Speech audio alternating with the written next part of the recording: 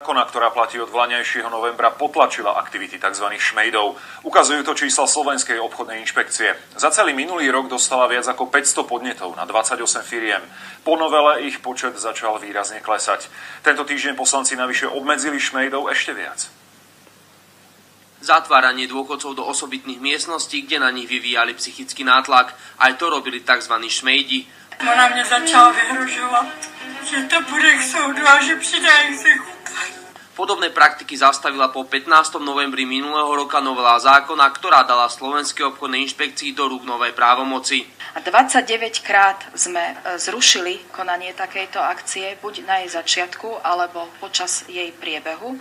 To sú tie opatrenia na mieste, to je ten najvýznamnejší nástroj, ktorý máme v rukách, zrušiť okamžite akciu. Konanie akcií musia predajcovia ponovom hlásiť inšpekcii. Novela tiež umožnila zneplatniť zmluvy, ak konanie akcií musia predajcovia ponovom hlásiť inšpekcii. Novela tiež umožnila zneplatniť zmluvy, ak predajcovia porušili pravidlá. Keď sa organizuje takáto akcia, ktorá nebola zverejnená na našej stránke, tak všetky zmluvy na nej uzavreté sú ex lege neplatné. Šmejdi napriek tomu dokážu zákon obísť organizovaním tzv. Home party. Vtedy manželský pár pozve 2 až 3 ďalšie páry a predajca urobí prezentáciu s predajom.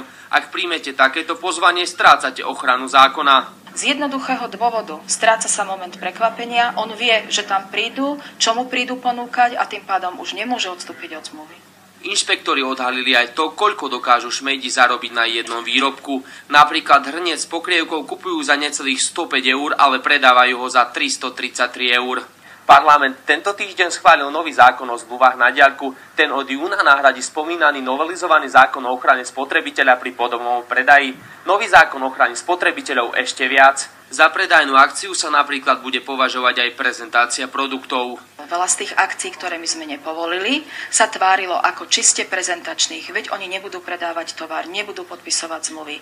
A ku koncu priebehu takejto akcie sa všetko zvrhlo a inšpektorom sa podarilo nakúpiť tovar, dokonca bez dokladov o kúpe. Novela zákona spôsobila aj to, že v rámci konkurenčného boja predajcovia navzájom hlásia nedodržanie zákona úradom. Milan Janásik, RTVS.